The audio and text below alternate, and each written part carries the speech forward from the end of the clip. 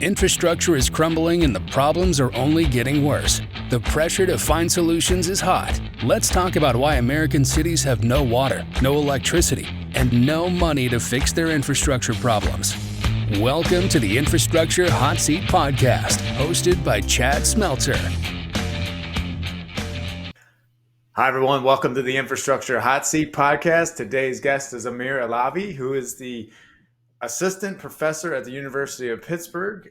You're working on some metamaterials, Amir, and I look forward to talking about that. But first, let's get an introduction. Thank you for joining us on the podcast here.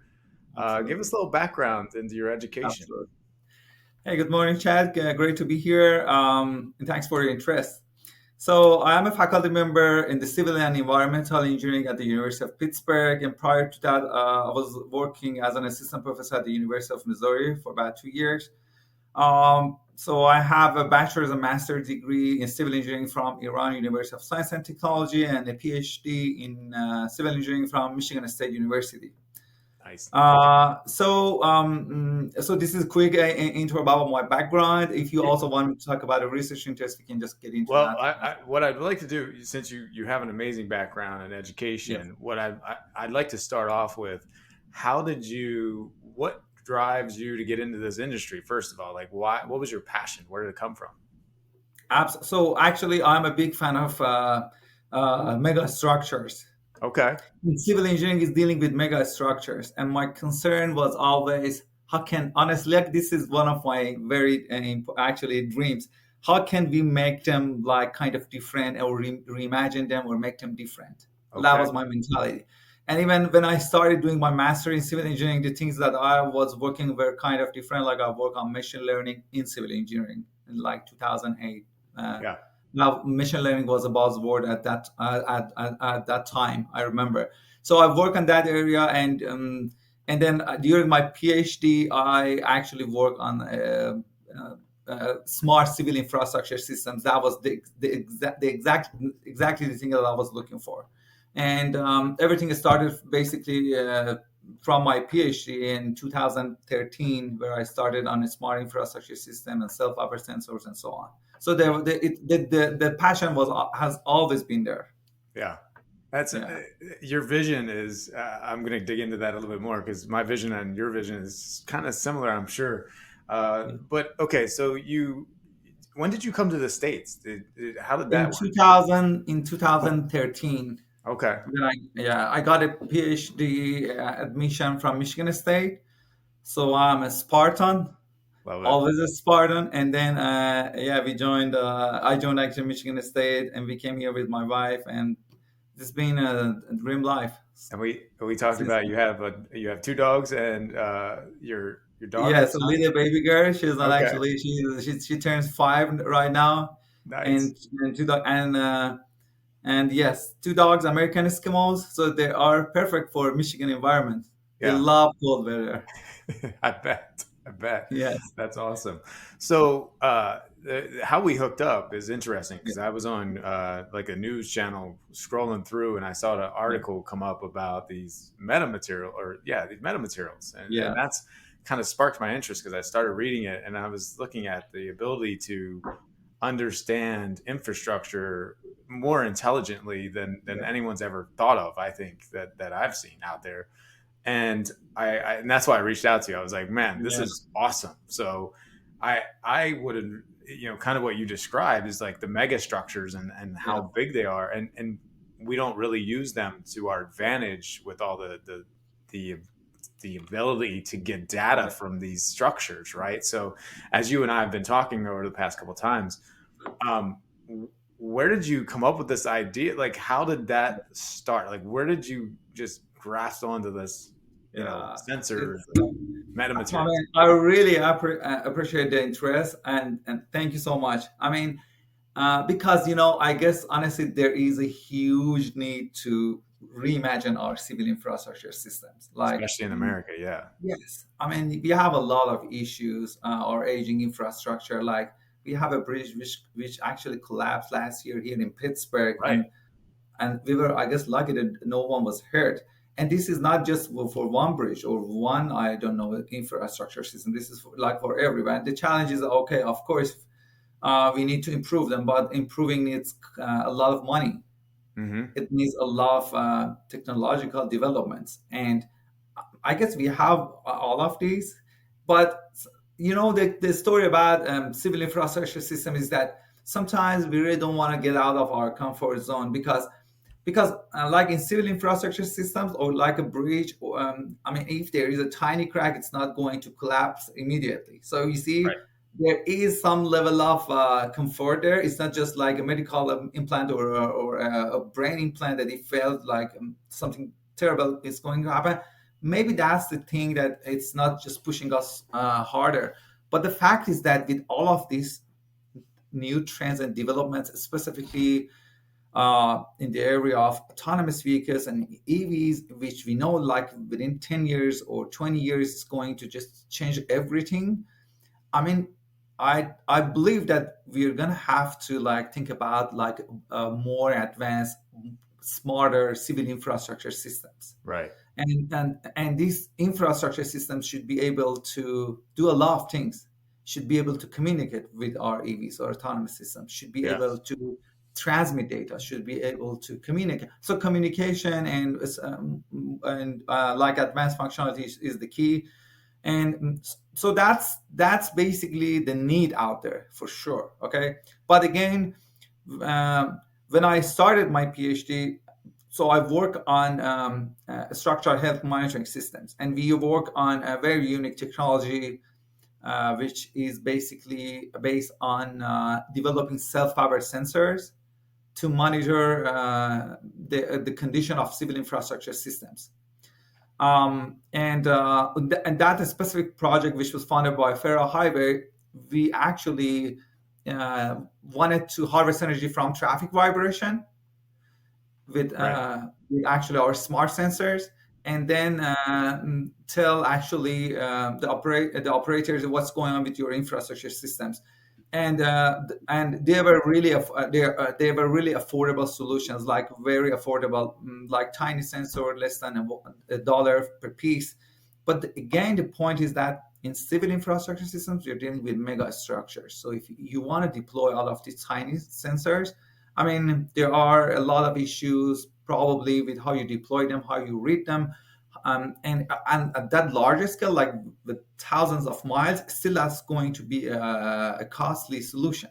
Right. And that's where actually I started to think about like other solutions, how we can make the structure smarter element itself, rather than integrating sensing systems into this structure. When you talk about sensing systems, what and embedding this sensing material into like concrete, asphalt, maybe steel, Yes. that kind of stuff.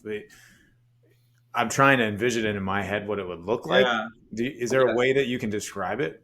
Absolutely. So let me start first with the sensor that was actually developed as a part of the Federal Highway project. So these were like, think of a spherical system, spherical sensors. Yeah.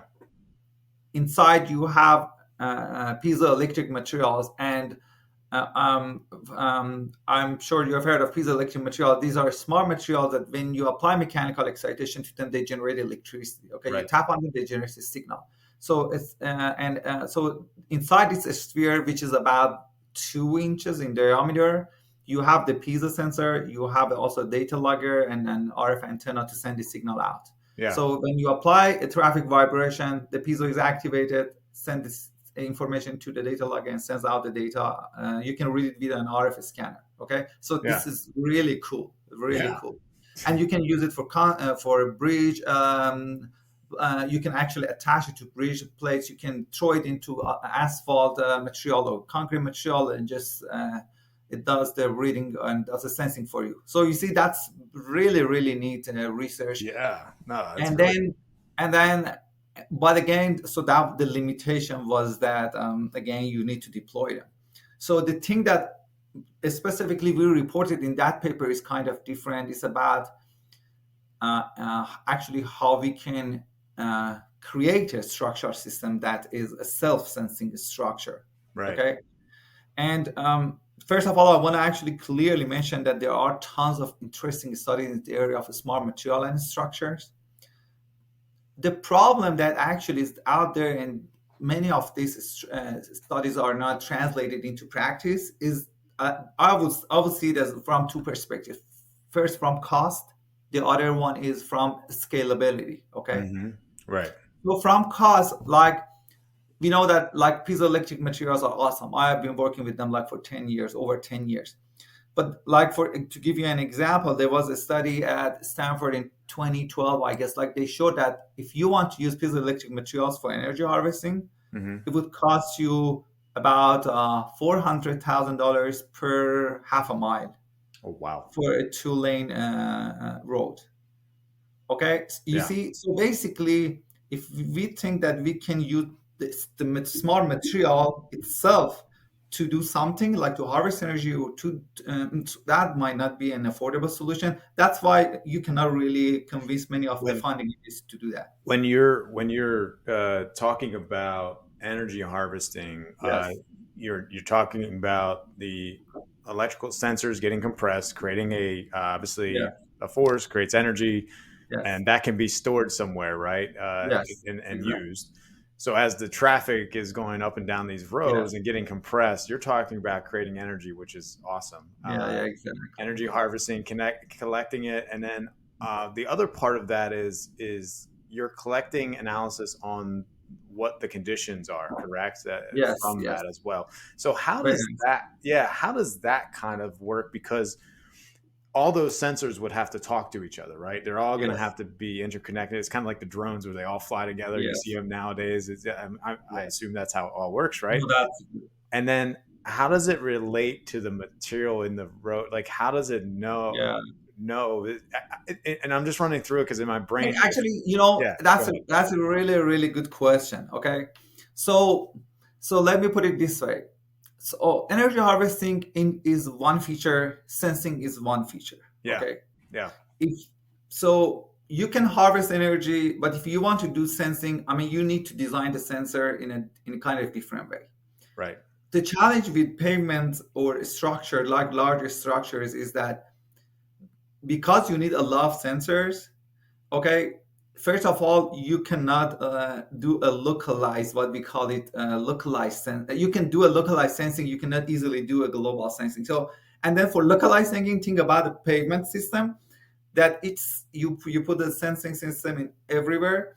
Yeah, So what happens is each of them can measure some condition, do some condition assessment at a specific location. yeah, Later, if you want them to communicate, then you need to add a wireless module or something like that. And wireless systems, I mean, they still need power. right, So how actually you supply power for them? So again, you need a sensing system that can harvest energy, should be also able to empower an electric a wireless module. Like for in that study, we actually in that study, Federal Highway, we actually store the data in like a memory device. So that mhm, data like is a memory device. So store it and then read it later. So you attach an RF scanner, for example, on your car, and this passes and just empowers them wirelessly, the data logger, and reads yeah, the data. And then you have a map of the sense data that you can interpret them, and then we use actually machine learning to interpret them. right, So that's actually how it operates. But the thing that actually, let me get back to that to the study. The thing that we did in that study was kind of to kind of do this in a completely different way. hmm, And if you want me, I can just quickly explain why that is really a different thing. Yeah, sure, let's do it. yeah. So here's the case. Just for our audience, I would like to first define what is a metamaterial that we are talking about. Okay. Yep. First of all, we are working on a specific branch of metamaterials, which we call it mechanical metamaterials. And metamaterials, by definition, are artificial structures or artificial materials that are actually gaining their properties from their geometrical design. And by geometrical design, I mean, again, think about a concrete block. a solid concrete block. And also think about a metamaterial block. This concrete block is a solid piece of material, but a metamaterial block can be designed with different unit cells, different shapes, like a cellular or axetic structure, and it can give you a similar like mechanical performance to a solid piece of block, or maybe extraordinary properties like the one that we reported is super compressible. Okay. Yeah. So you don't mess with the chemical composition of concrete, you just mess with the geometrical parameters, and there are different designs you can do that. So when we are talking about metamaterials, we are talking about rational design of microstructure of these structural systems. Okay? Yeah. Wow. And then the metamaterial in basically research or science actually is, people have been working on this for a while, specifically in two areas, two very famous areas, which are electromagnetic and optical, like how you design an invisible structures which distorts the light or weight. But this mechanical metamaterial, it's fairly newer. Like the huge interest in this area started in 2012, basically. So it's getting a lot of attention. In civil engineering area, it's very, very new, actually, very. Okay. And then, so what is cool about mechanical metamaterials, we call them MMs, by the way, is that they are scalable. And that's what we need for civil infrastructure systems. Right. Again, I cannot put a lot of piece of material in a bridge deck, but I can create a bridge deck under this metamaterial concept, which gives me the same mechanical performance. And then I can also introduce all of those sensing and energy harvesting functionality into this bridge deck. Just imagine how cool it can be. Yeah. And then I also talk about the cost. I mean, the thing that we are reporting in the paper is interesting specifically because it's really inexpensive. Like you can really use recycled plastic to create those mechanisms that we report in that paper. Right. Wow. It's this is really cool stuff, man. Blowing my mind. So what if you took the energy, you're talking about Wi-Fi connectivity, right? And you got Starlink, we got Starlink now, the satellites for connectivity. Hopefully we can leverage that. But if you did need to have a separate Wi-Fi connection in your energy harvesting, could you set up a place like a Wi-Fi connection right near the infrastructure? If you are talking about how we can read the information and communicate, like there are different methods to do so. First of all, let's talk about the power density, because power density is the key for communication. Yeah. So if you want to harvest that energy, so first of all, this traffic vibration or mechanical vibration, they can create a lot of energy. Okay, it depends the type of smart material that you are using or smart system you are using. But many of them they need like milliwatts of power. And milliwatts of power, it seems to be low, but for energy harvesting, it's like significant. Okay, and then.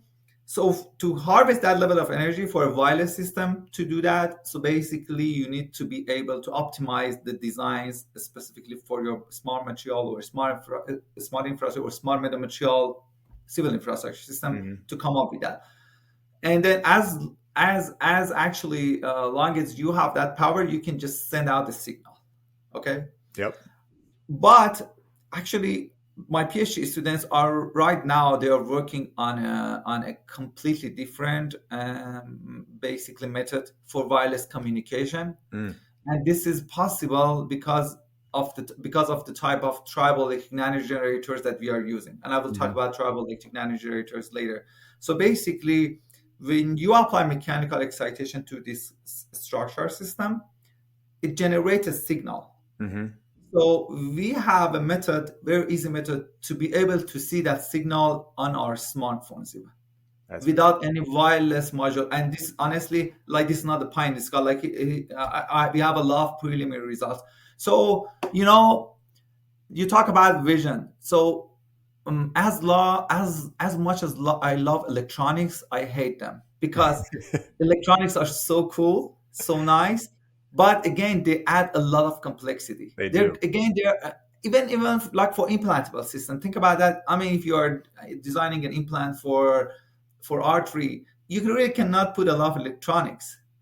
For civil infrastructure systems, if you embed electronics, so how can you repair it? How can you do the maintenance? You need to break the concrete and then take out the sensor, and everything is so Right. really need to kind of manage how we are using electronics, and you can also think of that about a sustainability perspective where we should really limit. So the things that we reported specifically in this study is just to minimize the use of electronics and rely on the material to Work for you, to basically. carry the load, Yeah. to harvest the energy, to sense. We are not reporting about wireless communication. That's the thing that we are working. But the next step is to do wireless communication. And here's the crazy thing.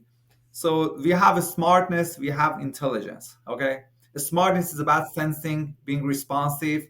Intelligence is about also processing information. Okay, Right. so you talk about the smart material and structures. We're talking about like materials that can sense and respond to external excitations, but our focus is on intelligent materials. And maybe people see these as buzzwords, but I mean, there is really a psychological definition for smartness and intelligence. Intelligence requires processing and communication. Right. So I'm thinking about the structures that can also communicate without external electronics. And that's the thing, that if we add communication to these systems, which is the next goal, we can also do that. So far, what we have done, we have created actually structure systems under the metamaterial concept that can be mechanically tunable. Okay. And mechanically tunable, like Chad, you can come and say, Amir, can you design a bridge deck which is exactly stiff to a certain level, like and then lightweight up to this level. Yeah. Instead of like putting a lot of materials, wasting a lot of materials, we can be very specific. Like we have the technology. You can Right. come to me and say, Amir, I want this level of power density from this structure system with this deformation, or I want actually this part of the bridge deck to be a sensor. So we can do all of this. Like basically, we can customize the structure system, and that's a cool point because now we have a very specific structure, sustainable, and they're really inexpensive. Like you cannot believe. So the structure that we are designing, like just to give you an idea, like we can create an implant for less than $10, 3D printed, and this is a 3D printed basically sensor. Yeah.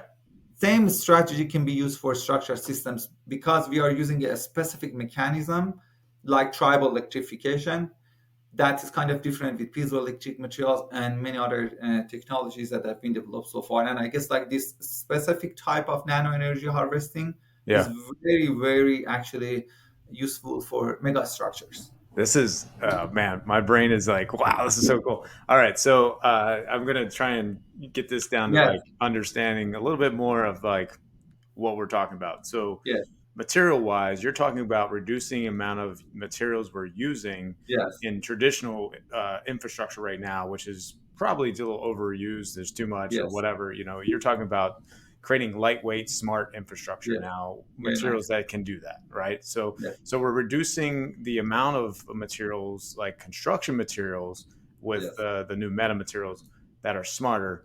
And is the cost offset because of that, or is it still a higher cost for the meta materials? Just curious. So let me give you an example. Yeah. So we are actually we have a project with Pennsylvania Turnpike. Okay. Yeah. And I really appreciate their support. Also PennDOT, which are all done through our iRise Center at the University of Pittsburgh. So in that project, we are going to design noise walls made of metamaterials, and we did some preliminary calculations for them. So a noise wall is a solid piece of concrete. Okay. Yeah. And I clearly told them, what if we design this under the metamaterial concept as an open, actually, as a wall with open areas, but rationally designed. Mm-hmm. So think about a wall which is rationally designed with unit cells, like a cellular structure, which can dissipate the energy, the sound energy. Right. And like we clearly showed them that they can save 30% in cost of the concrete material with this design. Wow. Okay. The only challenge that you said is we are just messing with the geometrical design. We are Okay. not messing with material. Okay, it's only the fabrication. Fabrication is always a challenge because when when you talk about rational design of this block, you need to be a specific. Like, I mean, usually you cast concrete. You may need to 3D print the concrete if that design is very complicated. So if we can come up with an actually an easy to handle fabrication, the Mm-hmm. cost can actually be cut significantly, because again, you are not changing the material properties, or you just rationally design the structure. That's what I was going to ask you. You Is see, they're yes. gonna, yeah, they're going to have questions in there, as in other engineers, I would assume, are going to have a lot of questions Yeah. about the material and use, like when you're mixing concrete, there's a specific way you mix it, and it's Yes. consistency, and if Yes, we're putting in exactly. the You're sensors. good at that. Perfect. I like that. Okay, so if we're putting in Very nice. sensors, there's going to be questions on the integrity of the So, material. Chad, just because you said you put in sensor, here's first of all, we are not messing with the concrete material properties. Good to know. Yeah, We just that's cast it different way. okay. Okay. And then we don't also put sensors in it. Okay. We create a sensor. Like how we do it. Uh, think about this. So first of all, we create a lattice, a polymeric lattice, and Yep. this lattice can be 3D printed, can be cast. Okay. Okay. And then we pour the same concrete material that you were actually over top talking of it. about inside this. Okay. So we have different type of materials in this concrete, and that polymer can be a recycled plastic, by the way. Okay. So what happens now? You have this metal material structure with a lattice inside. Yeah. If you compress it, it actually contact electrification occurs between these materials, these actual layers. Contact electrification is when you rub a balloon onto your hair. Yeah, the and static. generate Yep. like Yep. thousands of. So that's a mechanic. So you see, a polymer, a concrete material, you compress it, gives you a signal. So you can have a bridge deck Yep. with a lattice inside. Yep. The car passes and it creates Compresses, contact yep. electrification. Yeah. So you see, there is no piezo, there is no strain gauge, So- there is no sensor. So this is awesome. Okay, now I got it. So kind of describe it simply to audiences that are, trying Yes. to grasp all this, right? Because it's Yeah. awesome. Rebar for in Yes. concrete, right? Used to help expansion, make sure you Yes. don't have the cracking of the concrete stuff. Yeah. Very similar to that is basically what you're Yes. talking about, laying out Yeah, a layer of intelligence, just like smart sensing stuff. Yeah. We'll Yes. call it that, whatever. Very nice. Yes. We simplify it to Yes. get it. You're talking about like laying a fence, like a metal fence underneath the layer, Yes. underneath there to collect all that intelligence, and then putting material over top of it. So what happens when there's a pothole, for example? Let's stick to the roads, Yeah. right? And then something happens, and the pothole starts coming out. Will the sensing be able to kind of understand when it's starting to happen? I mean, what a nice question, Chad. This is hard. I love it. But honestly, I usually like people who are asking challenging questions, because it just helps us explore and explore. This is Yeah. really cool. First of all, I hate to just refer to the study, but in that study, we show actually the sensing property of the structure. Yeah. There's something cool about that. So you have a lattice structure and a concrete material that is rationally placed everywhere. Mm-hmm. So in the last part of that the study, we actually create a notch into the structure, like we cut some part of the structure. Okay. Yeah. And also we create some notches actually at the bottom of the concrete material, and then we started reading the signal in that study. The signal completely changes. It does. Why? Because the structure is like a sensing creature. Okay. So if you are creating damage, okay, or introducing damage to the structure, you're changing its mechanical performance. So it's giving you different signal. Its stiffness changes. Okay. If you have a pothole, you are messing with its mechanical performance. So mechanical response is completely integrated with the electrical response. You can do that. Yep. So you can do that, but the point is that, like, I like one of my actually colleagues asked me, what happened? So is it like basically a string of lights that if some part is damaged, the other parts are gone? There you So go. we haven't tried it, but there are two solutions for that. First of all, the lattice is interconnected. So if Right. one part is caught, the other parts are Still connected. involved and they transfer the signal. Yep. But we can always create a modular system. Like you can consider, like think about a bridge deck, which is composed of 10 different modular elements. So you can design each of them as a separate sensing system. So if one of them is out, the rest of them are doing the sensing, but you know that this guy is out. So Yeah. that's also the thing. But again, I mean, this is a proof of concept that, and we just wanted people to know, hey, there is this opportunity that we are gonna have to go Huge. forward. Like I'm Yeah. telling you, within 10 years or maybe 20 years, we will see these metamaterial structures all over the place. Like I'm so, you see the passion, Oh because yeah. I guess like this is something super cool. The other way to kind of describe the lattice, Yeah. that you're talking about the interconnection, because it's all like you said, it's one place gets cut. It's kind of like your skin, right? We can use our Yes, body. exactly. You cut your skin, your brain senses that there's something happening, and it sends a signal, right? You're like, okay, I got to cut. Like you move or whatever, it sends a signal. So Excellent. that's exactly Excellent. what. You know, Yeah. I don't want to use buzzwords, but we call the first patent and also the first study in this area self-aware mechanical metamaterials. Materials are aware of what's going on inside them. Right. And this was basically inspired from biology and nature, which I am a big fan of it. Okay. So Yeah. the idea was that if some part of your body is hurt, your brains senses that. Right.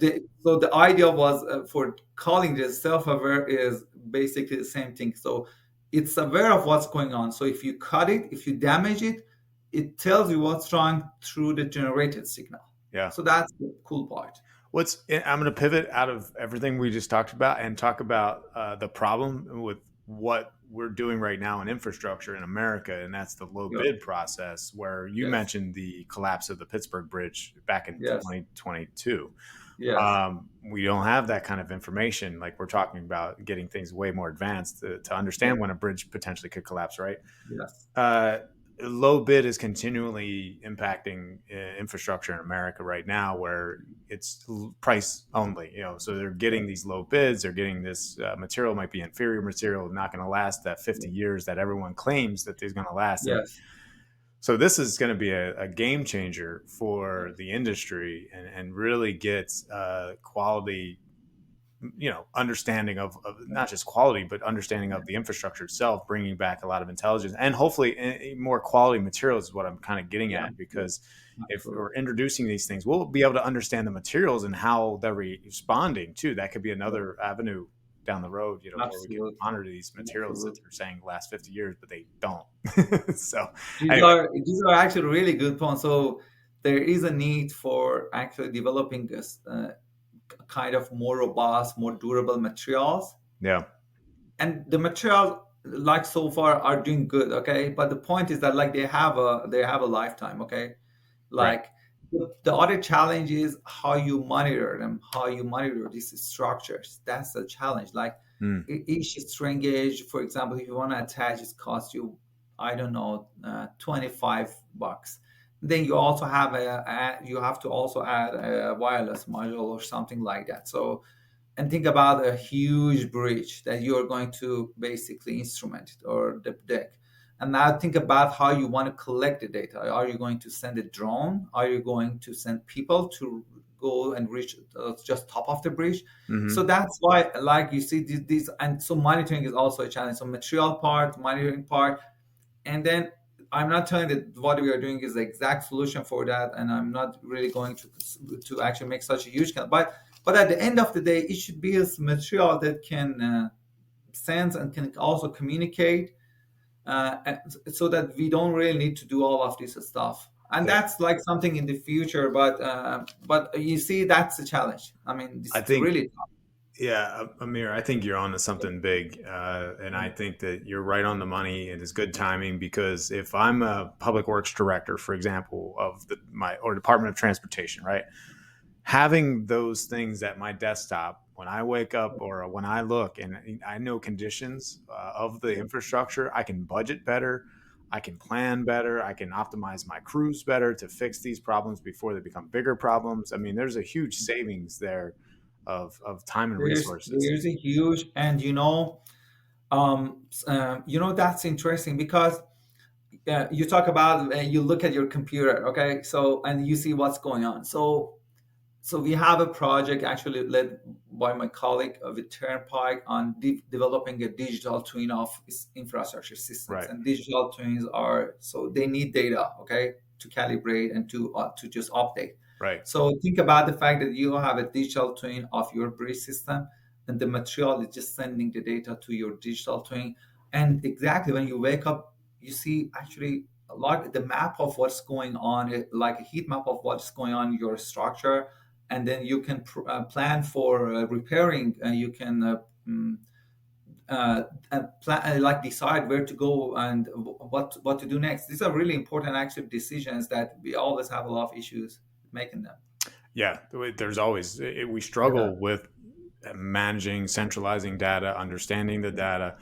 And if we continue on the path that we are currently on with all this infrastructure funding, and we're just doing everything traditionally what we've done for the last 10, 20 years, we're not advancing America's infrastructure. It's just my opinion, and we're just not moving into the future. I cannot agree more on that with you. Yeah, seriously, like we have been doing things traditionally for a long time. I mean, maybe it's time to really reimagine what we are doing if we want to look for a smarter, more adaptive structure for our new EVs or autonomous vehicles. So, I mean, seriously, we need to really rethink actually what we are doing things for sure. We do, Amir, 100%, man. I'm on board with you. We align completely on this stuff. And we're going to come back and do another podcast. We're out of time now. But we will definitely revisit this and have more conversations maybe later this year. And how can people get a hold of you, Amir, when they want to learn more about your product? I'm always available. They can email me. People are more than welcome to come and visit my lab and what we are doing at pave. We also have again the IRI Center, which is actually helping us a lot in developing many of these basically technologies. So I'm always available. They can reach out to me, and I'm very open to answer any questions and exploring actually different areas related to a smart civil infrastructure system. Love it, man. I can't wait to see how this grows and evolves into the future. So Absolutely. Thank you so much for joining me, Amir. It's been awesome having this Thank conversation. you, Chad. Thank you for having me. Thank you. The thing that you are doing is just precious. Seriously, it's going to help us a lot improve our civil infrastructure system, save lives. Help our environment. I really mean it. So thank you so much for the efforts that you put into this, and let's see how it goes. Let's see how it goes, man. I look forward to talking to you some more and helping you in any way we can, man. Thank you for the compliment too. Appreciate that. And you have a great Memorial Day weekend. Oh, you too. Thank you so much. All right. Thank you for listening to the Infrastructure Hot Seat podcast. We hope that this show brought you some insight on relevant topics within the infrastructure world. Please join us every 2 weeks on Tuesday for the next episode. If you're interested in being a guest on this podcast, please set up a 15-minute interview with your host at calendly.com/Chad Smeltzer.